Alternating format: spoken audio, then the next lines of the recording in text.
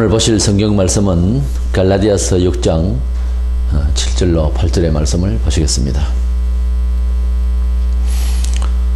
스스로 속이지 말라. 하나님은 업신여김을 받지 아니하시나니 사람이 무엇으로 심든지 그대로 거두리라. 자기 육체를 위하여 심는 자는 육체로부터 썩어질 것을 거두고 성령을 위하여 심는 자는 성령으로부터 영생을 거두리라. 아멘. 어느 때든지 누구나 신앙생활을 하면서 스스로 오해하는 부분이 생깁니다. 특별히 우리 한국에는 갑자기 축복하시는 하나님의 은총 또는 기적 내지는 기복주의적인 이러한 기독교로서 가르치기 이전의 그러한 종교의 잘못된 그런 이방신 사상의 종교 사상에 물들어 있었기 때문에 소위 그 한탕주의의 어떤 이런 사고방식이 언제나 작용을 해왔고 해방전으로 해서 많은 이단이 있었지만 지금도 역시 그런 신비주의로서 하루아침에 어떤 새로운 기적을 바라는, 그래서 하나님이 이제 특별히 축복을 해주시는 그런 것을 자꾸 기대하는 사고방식이 있습니다. 그러나 성경은 천국을 말씀하시고 하나님의 기적을 말씀하시면서도 마태복음 13장 씨 뿌리는 비유로서 우리가 농사를 짓고 하는 그런 일상생활에 진리를 터득할 수 있도록 이렇게 비유하셨습니다. 씨를 뿌리고 그리고 관리를 하고 그리고 가을에 열매를 맺는 이런 과정을 통해서 천국을 설명해 주셨습니다. 그래서 우리는 이 본문에 있는 대로 심는 대로 거둔다고 하는 이러한 자연 법칙 가운데서 진리를 이해하기를 원하며, 우리가 하나님께서 역사하심이 비록 순간적이고 극단적인 이런 초자연적인 역사도 있지만 우리가 하나님께서 우리 사람을 통해서 이 역사 속에 당신의 섭리를 이루실 때 그냥 뭐든지 극단적인 상황만 대체로 이렇게 하신 것이 아니라 심는 대로 거둔다고 하는 이러한 어떤 자연의 원리, 우리 인간의 삶의 원리 안에서 우리가 진리를 그대로 실천해서 열매를 맺을 수 있는 이런 것을 성경은 가르치고 있다는 것입니다. 그래서 심는 대로 거두리라 이런 제목으로 말씀을 나누고자 합니다. 첫째 우리가 생각해야 되는 것은 사람은 본성적인 것과 영적인 것, 이 둘 중에 한 가지를 가지고 살게 되어 있다 하는 것입니다. 절대로 사람은 두 가지를 같이 겸하여서 열매를 맺거나 그런 일을 할 수가 없어요. 그래서 항상 하나님의 뜻대로 하든지 아니면은 인간의 본성대로 하든지 둘 중에 한 가지입니다. 근데 불신자는 뭐 신령한 일을 모르니까 영적으로 일을 한다고 볼 수가 없죠. 근데 문제는 이제 기독교인으로서 예수 믿는 사람으로서의 이제 삶의 그 내용을 우리가 짚어보게 되는데, 그리스도 안에 있다고 하는 이러한 하나님 백성이라고 하는 이런 명분을 가진 사람이 육적인 것과 영적인 이 두 가지 일을 놓고 갈등할 수가 있다는 거죠. 중요한 것은 고린도전서 2장에 보면은 육체에 속한 사람, 육에 속한 사람과 영에 속한 사람 이렇게 대조하면서 우리가 영적인 사람으로 살아야 될 것을 고민하고 있습니다. 본문 8절에 보면 자기 육체를 위하여 심는 자는 육체로부터 썩어질 것을 거두고 성령을 위하여 심는 자는 성령으로부터 영생을 거두리라, 그렇게 말씀하고 있습니다. 우리가 우리 스스로를 돌이켜볼 때에 하나님의 말씀에 준해서 하나님께서 바라시고 가장 소중히 여기시는 뜻을 따라서 사는 것은 사실 성령의 인도를 받는 것입니다. 그런데 우리가 교인이라고 하지만 우리의 본성이나 또는 오늘 이 시대나 자기의 환경에 맞춰서 믿으려고 할 때는 그것은 육적으로 사는 거예요. 비록 교인이라고 하는 신분이 있을지라도 그렇게 산다고 자기를 비판하고 반성해야 될 것입니다. 왜냐하면 유대인들은 정말 그야말로 모태신앙의 그런 민족들이었고, 그러나 주님이 오셨을 때 그들이 가지고 있던 것은 역사와 전통만 자랑하고 뭐라 하면 뭐 아브라함이나 덜먹이고, 물론 아브라함의 후손인 줄 나도 아노라 주님이 그렇게 말씀하시면서 그러나 너희들은 아브라함이 믿었던 그 믿음의 행사를 할지니라. 아브라함의 조상의 언덕을 이야기하고 그런 전통만 이야기할 것이 아니라 너희들이 그 아브라함의 행사를 할지라. 그렇게 꾸짖고 그들을 권했습니다. 그러나 그들은 계속해서 누적되어 온 여러 가지 외식과 사회적인 풍조에 밀려서 하나님을 제대로 믿는 그 신앙심을 발휘하지 못했던 것입니다. 여기에 육적으로 살면은 썩어질 것을 거둔할 때 썩는다는 그 포도란이라고 하는 이 단어는 영생하고 반대되는 말로서 파멸이나 지옥 심판 이런 뜻을 말합니다. 그러니까 하나님 뜻대로 하지 않으면 그게 파멸이 온다. 하나님 뜻대로 하지 않는 세상의 모든 인간의 본성, 그 어떠한 도덕적인 것까지도 하나님 없이 하는 행동은 비슷하게 보이나 공자왈, 명자왈 그것만 가지고는 구원을 못 받는다는 거죠.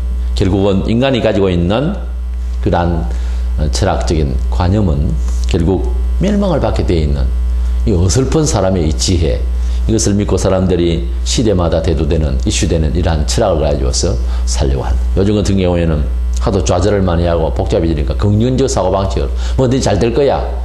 이상한 거는 신비를 무슨 근거를 두고 그렇게 미래를 믿으려고 하는지 알 수가 없어요. 잘 될 거야 하는 사람은 뭐든지 잘 될 거라고. 그건 심리주의거든요. 하나님께서 보정하시고 하나님께서 행동을 보시고 하나님께서 축복하시고자 하는 어떤 언약은 아무 관계가 없는 거예요. 스스로 잘 될 거야. 그래 잘 될 거야. 이렇게 생각하고 긍정적으로 나가면 잘 된다는 거예요. 그걸 가르치고자 하는 것이 하나님의 아들이 와서 십자가에 못 박혀 죽으시고 이 교회를 만든 하나님의 세상을 향한 교회의 존재 이유가 아닙니다. 근데 교회가 맨날 그것만 가르친다면 이건 말도 안 되는 이야기죠. 교회는 그런 잘 살기 위한 어떤 심리를 이야기하는 것이 아닐 것이다. 하나님의 뜻대로 살 것이냐 아니면 망한다. 그 이야기 하려고 그러는 것이지. 그래서 우리는 하나님의 말씀의 진리 안에서 성령의 인도를 받는 이러한 하나님의 삶의 법칙을 따르지 않으면 교인이라도 그 끝이 파멸되고 멸망받는다는 거예요.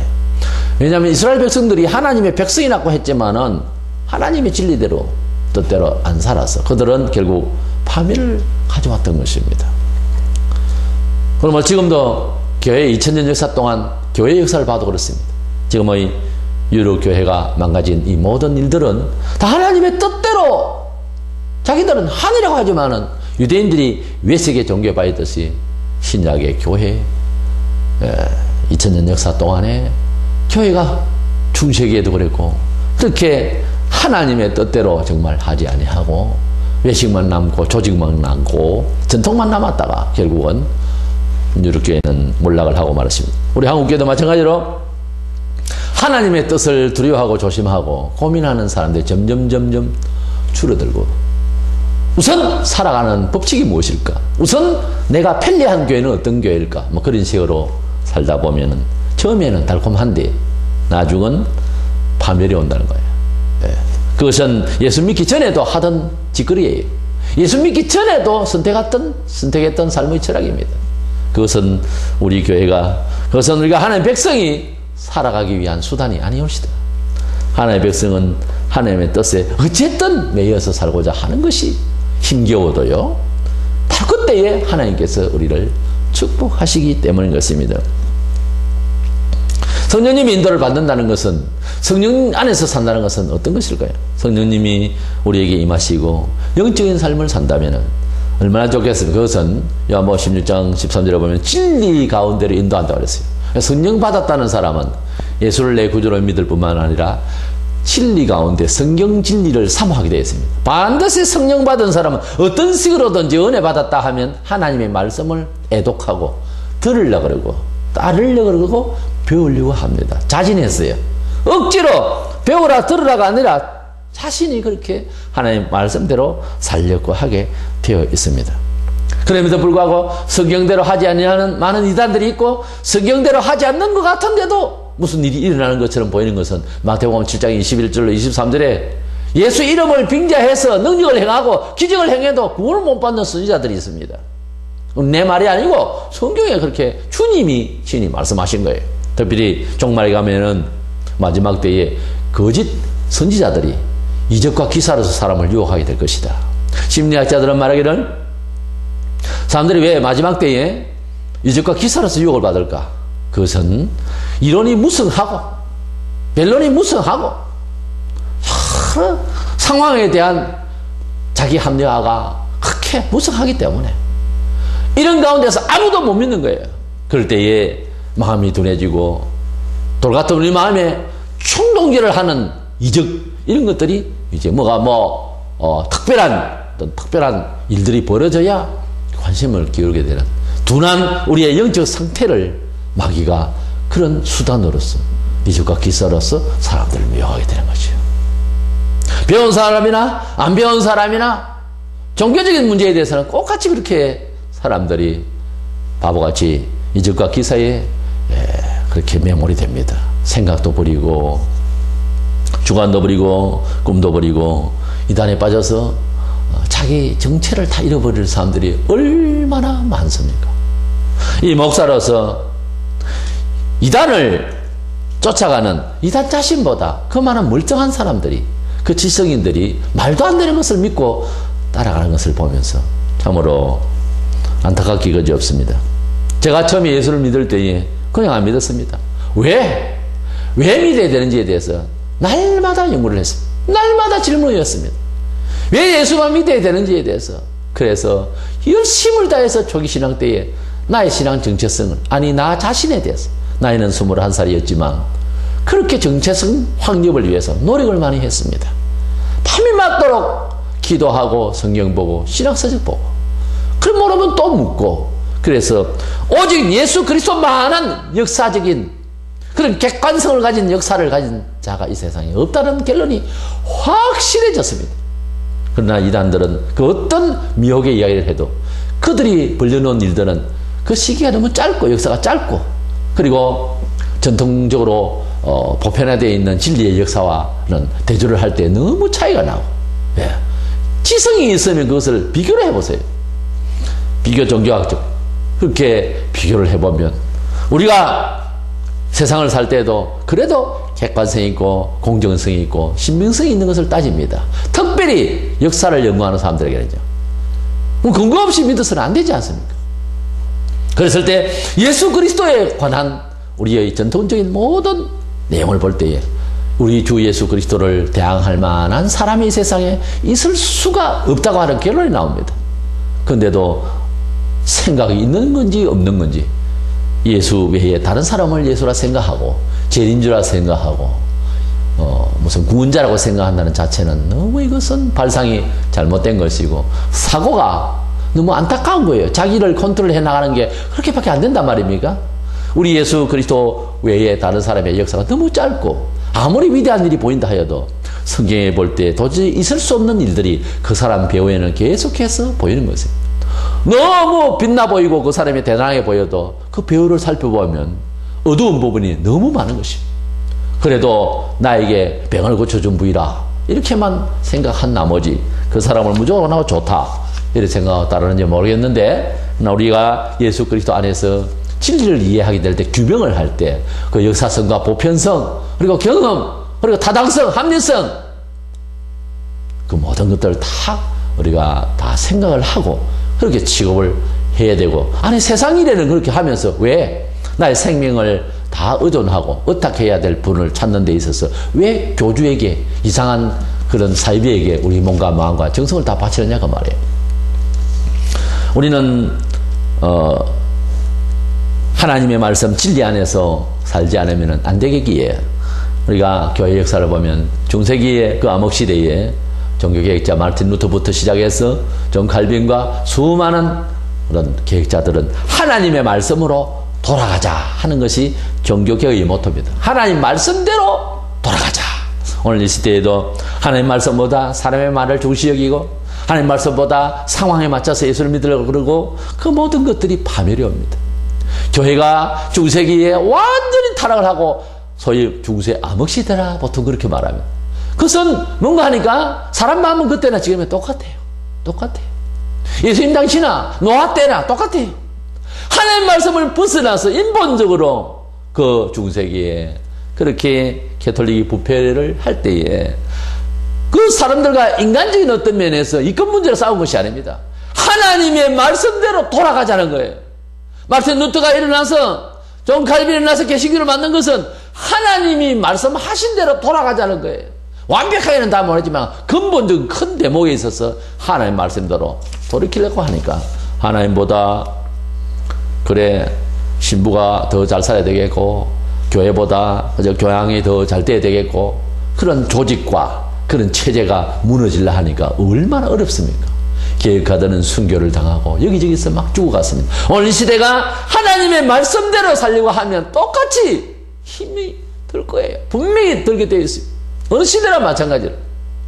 우리 사람은 안 믿는 사람 말 것도 없고 예수 믿는다 하지만 예수 믿는 사람 가운데서도 얼마든지 우리의 삶 속에 우리가 반성을 해볼 때 우리 본성대로 혹은 이 시대가 주는 그런 어떤 시대 철학을 가지고서 대처하는 삶이 얼마나 많습니까?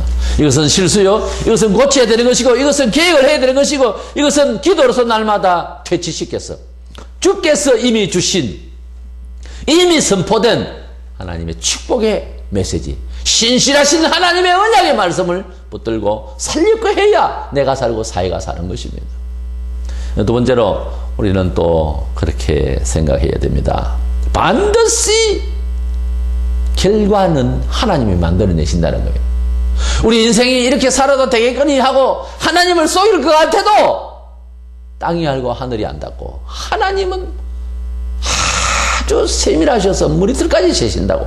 하나님은 우리가 마음 10% 어떻게 먹었는지 무슨 행동을 어느 시점에 무슨 말을 했는지 자기를 합리화하고 선을 이해해야 하는 사람을 그렇게 핍박한 것까지 전부 다 헤아립니다. 마음을 어떻게 하나님께 드렸던가 순간순간을 전부 다 하나님은 기억하신다고 말이에요.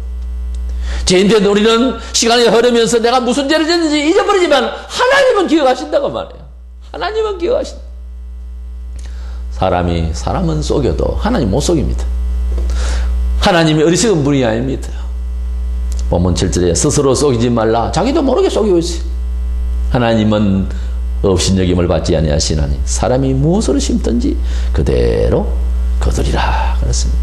우리 사람이 하나님 앞에서 무슨 행동을 하고 무슨 양심을 가지고 말을 했고 순간순간 어떻게 대처했는지는 전부 다 하나님께서 책에 기록을 해놓고 때가 되면 전부 자자손손 축복을 할 사람 벌을 받을 사람 다 하나님께서 관리를 했습니다. 이스라엘 첫왕 사울왕이 아주 처음에는 겸손했지만 나중에는 시기 질투 그래서 다윗을 죽이려고 수차례 그랬지만 사울이 또 그렇게 못됐지만 그 아들은 요나단은 얼마나 또 착한 아들이 나왔는지 우리는 그렇습니다. 믿음의 좋은 집에서 이상한 놈이 하나씩 나타날 때가 있어요. 예. 아브라함의 손중에서 어째 야곱 같은 놈이 생겼는지 어떤 때는 이해가 잘 안 가. 그러나 이 요나단이 죽고 난 뒤에 요나단의 아들 중에서 머비보셋이 그렇게 도망가다가 떨어져서 발을 다치고 그래서 불구자가 됐지만 그때 당시에 몸이 성하지 못하면은 하나님 앞에서 행벌받은 사람으로 취급하고 옆에 끼워주지도 않습니다. 그러나 다윗이 왕으로 등극하고 난 뒤에 맨 먼저 이 요나단 그 우정 깊었던 친구를 생각해서 그 아들을 찾았습니다. 수소문을 해서 그를 찾아내어서 왕의 옆에서 상을 같이 하는 식사를 같이 하는 사람으로 만들어졌습니다. 이것이 다윗과 사울왕이 한참 그렇게 어려울 때에 사울왕의 아들 요나단이 다윗과 너무 질천하게 그리고 요나단이 너무 다윗을 아꼈기 때문에 그 정과 그 뿌렸던 믿음의 산실로 그 아들이 보호를 받는 거예요. 안 그랬으면 이 아들이 어찌 됐겠습니까? 불쌍하게 어디 오두막집에 살다가 죽었을 겁니다. 우리는 무엇을 심든지 어떻게 살았는가는 반드시 하나님께서 축복할 사람은 때가 되면 축복을 한다고 말해요. 반드시. 근데 그걸 안 믿겠다더니 뭐 그럴 리가 있겠나니 이런 식으로 해서 육의 본성대로 살면 큰 손해입니다. 육으로 살면 썩어질 것을 거둔다고 파멸과 소멸과 허무만 찾아올 것입니다. 신자라도 그냥 교회만 다니고 내 편리대로 교회 생활을 하면 결국은 내가 손해볼 날이 올 것입니다. 심는 대로 거두는 법칙 따라서 하나님은 반드시 오늘의 결과를, 그 원인을 과거에 둡니다. 우리는 잊어버리려고 하지만은 그러나 하나님은 기억하십니다.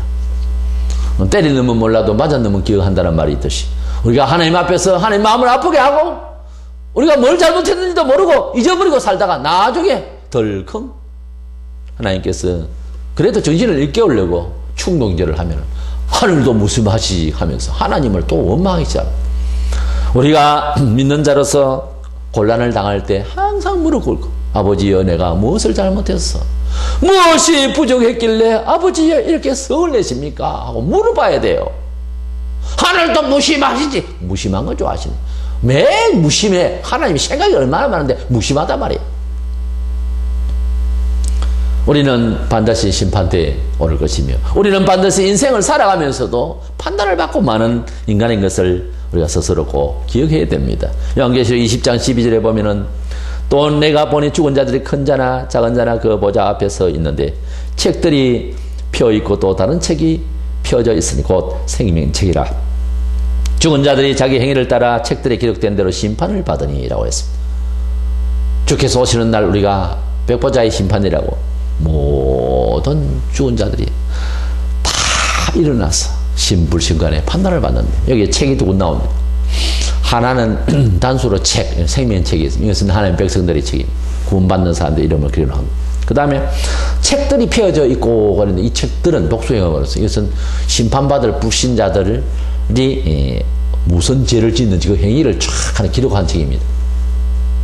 이렇게 하나님은 기억이 분명하시지만 또한 책에 전부 기록을 해놨기 때문에 그날 우리가 잊어버리고 무슨 죄를 짓는지 모를지라도 하나님은 참 내 그때 마음 아팠다 이놈아, 내 그때 이놈아 내가 얼마나 외로웠다 전부 하나님 기록해. 오늘 기억도 안 나는데요. 그래 필름을 확 돌려줄 겁니다. 봐라 네가 이때 뭐라 했느냐. 그런데 착하고 선한 일을 해놓고도 기억이 안 나는 사람, 주여 우리가 언제 주를 위해서 그렇게 배고플 때 공개하며 주님이 갇혔을 때 찾아가며 병들었을 때 문안하며 문병하며 우리가 언제 그랬습니까? 우리는 한 일이 별로 없는데요. 이러지만 회상해봐라. 또 내같이 생각하고 이 교인을 찾아갔지 않았느냐. 또 내같이 생각하고 이 사람을 불쌍히 여기지 않았느냐. 또 내같이 생각하고 이 사람을 위해서 네가 그때 얼마나 기도를 했더냐 라고 하실 거예요. 의인도 상을 받아서 그 나라는 하늘로 갈 건데 참 행위대로 다 판단을 받게 될 것입니다. 하나님은 지금도 계속적인 그러한 관심과 관리 안에서 혼자 다 하시는 걸 안 해요. 천사들 다 내보내서 모든 사람들이 하는 일들을 전부 기록했어. 그날 오면 우리가 바로 사는 사람은 바로 사는 대로, 헛되이 사는 사람은 헛되이 사는 대로 반드시 기록대로 그렇게 행위대로 심판해 주실 것입니다. 얼마나 속 시원합니까? 이런 일이 없다면은 묻혀가버리는 세상을 산다면은 얼마나 억울한 일이 세상에 많습니까? 그러나 하나님은 기억들 다 해서 우리 살아있을 동안에도 다 보여주게 될 것입니다. 바로만 산다면, 양심만 바르다면, 하나님의 뜻을 사모했다면 반드시 축복하신다. 믿으셔야 될 것입니다. 우리 하나님은 우리에게 성경 진리라는 것을 이렇게 큰 선물로 주셨습니다. 하나님이 계신다는 말을 소문에 의해서 입으로 입으로 전달되는 구전적인 그런 종교가 되었다면 별의별 소리가 다 있을 겁니다. 하나님은 이래 믿으라 하더라 저래 믿으라 하더라. 그러나 그렇게 되면 죽어남아야 되니까 하나님께서는 성경이라는 책을 통해서 공평하게 다 보고 같이 판단하고 이해하도록 성경을 주셨습니다. 근데 하나님 말씀대로 살려고 하면은 시대나 개인적인 상황 다 차이가 있어서 힘들어요. 그러나 하나님 말씀은 어제나 오늘날 영원토록 영원한 진리가 되었어. 하나님의 말씀은 우리 몸에 안 맞다 뿐이지 진리가 잘못된 게 아니에요. 하나님의 말씀은 우리 이 시대의 체질에 안 맞다 뿐이지 하나님 말씀이 잘못된 게 아니에요. 우리 몸에 안 맞는 거예요. 그러나 하나님 말씀 안에 우리 몸을 맞춰가야 되고 우리 생활을 맞추어 가야 합니다. 씨 뿌리는 비유에서 열매를 맺는 사람은 누가복음 8장 15절에 좋은 땅에 있다는 것은 착하고 좋은 마음으로 말씀을 듣고 지키어 인내로 결실하는 자니라 이렇게 말씀하고 있습니다. 먼저는 마음을 착하게 만들면 회개를 해야 되는 거예요. 회개하는 마음으로, 부드러운 마음으로. 그리고 말씀을 들어야 됩니다. 들어야 믿든지 뭘 지혜를 받든지 하죠. 하나님 말씀을 듣고 근거가 있어야 될 거잖아요. 듣고 지키는데 인내를 다했다. 그래서 열매를 맺었다. 그래 돼 있어요. 그러니 뭐 어떤 마음만 먹으면 저절로 열매가 맺는다 이 말이 아니고 하나님의 말씀대로 종교생활을 제대로 할 때에 인내를 다해서 지켜나가야 되는 부분이 있다. 하나님께서 우리를 지키시지만은 우리가 인내의 말씀을 또 지켜야 할 부분은 지켜야 되는 것입니다. 그때는 목숨을 걸고 지켜야 되는 경우도 있어요. 예. 목숨을 담보로 지켜야 할 경우도 있다 이거예요. 순교를 당하게 돼야 한다든가, 재산을 거의 다 내놔야 되는 이런 막강한 그런 일을 벌려야 된다든가, 뭐 교회당을 짓는다든가, 또는 어떤 선교를 위해서 자기가 큰 마음을 묻고 주님의 그 은혜가, 그 사랑이 너무 커서 감동해서 어쩔 수가 없어서 전부를 내놓는 사람도 있습니다. 비난을 하고 별의별 소리를 다 들을 수 있어요. 그러나 은혜 받은 대로, 감동 받은 대로 하나님의 그 사랑의 그 깊이를 깨달은 만큼 봉사하게 되어 있는 겁니다. 사람은 어쩔 수 없어요. 그런데 그것을 지켜나가려고 하면 힘들어요. 근데 그래는 뭐 강요성이 있는 건 아니에요. 근데 하나님의 말씀대로 살아가는데 기본적으로 주일날 교회를 꼬박꼬박 나올 수 있는 성도의 생활 환경도 아직까지 구축을 못하고, 바쁘면 장사하고 그런 식으로 시간 남은 교회 오고, 그래가지고 무슨 구원은 받겠지요. 예수를 구주로 믿으면. 그것도 어떤 면에서 약간 좀 위험해요. 예수를 구주로 믿는다는 것은 내 생명을 몽땅 다 책임지신다는 뜻인데, 불안해가지고 밥벌이 하러 간다, 주일날 예배당에 안 오고, 그게 좀 문제가 있는 건 아니에요? 특수한 경우도 있을 수도 있지만, 장 그 생활이 변하지 않고 1년에 가도 3년에 가도 10년에 가도 매일 주일도 그냥 뭐 내 아래서 살아버리면 이건 좀 조금 문제가 있는 거예요. 위험한 거예요, 사실은. 그 영혼이. 그리고 하나님 앞에 감사하고, 감사의 표시의 기본이 11조예요. 그것도 아깝고, 그것도 내 생활이 급하고, 안 믿어지고, 돈이 있어야 살고, 돈을 의존하는 거죠, 뭐. 한마디로 말해서.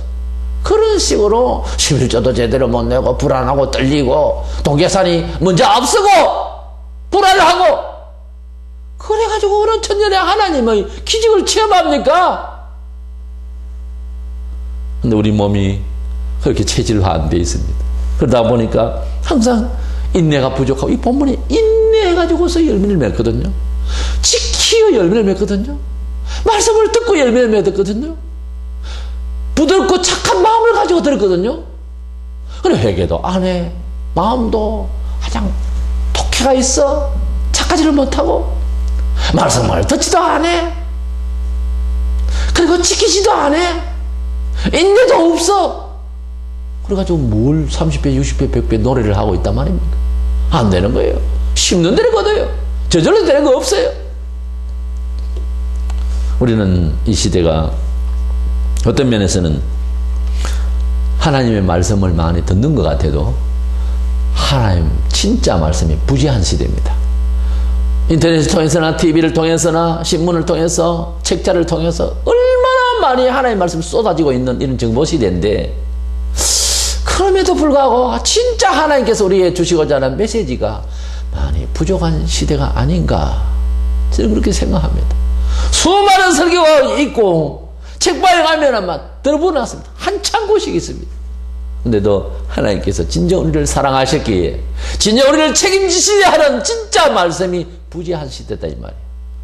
사람을 이해하고 치유 목견이 뭐니 하면서 사람 사정을 자꾸 이해하는 말들, 그래서 달콤하고 듣기 좋고 우선 그런 말들의 설교와 그런 책들은, 내용들은 많은데, 우리가 하나님 앞에서 본시 죄인이요, 하나님을 믿어도 은혜를 받아도 감사치 못하는 존재요, 우리가 늘 항상 죄를 지을 수밖에 없는 시대를 사노라고 아파하며 회개가 필요함을 알고 겸손이 필요함을 알고 우리의 연약함을 항상 각성하라고 하는 이런 책은 안 팔립니다. 이런 설교는 잘 안 들려고 그래요. 진짜 우리에게 귀중한 말씀이고 사실상 그게 제일 급한 말씀인데, 말씀이 많다 하는 시대에 오히려 진짜 정직한 말씀은, 참 하나님의 언약은 부재한 시대가 아닌가, 이렇게 생각을 합니다. 오늘 우리는 이렇게 새에서 새말까지 우리가 생각을 뭘 해야 되느냐. 올 한 해를 살면서도 정말 심는 대로 거두시는 하나님의 축복을 받기 위해서 하나님 앞에 정직하게 나 자신이 오늘 하루를 살 때도 영적인 일을 위해서 고민하고 말하고 주제가 되었는가, 이걸 항상 점검을 하면서 살지 않으면 어느새 우리도 신자이면서도 본능적으로 살게 됩니다.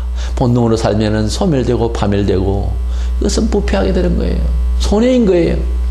하나님 뜻대로 살아서 그렇게 심고 물주고 기르는 그런 열심히 있어야 되는 거예요.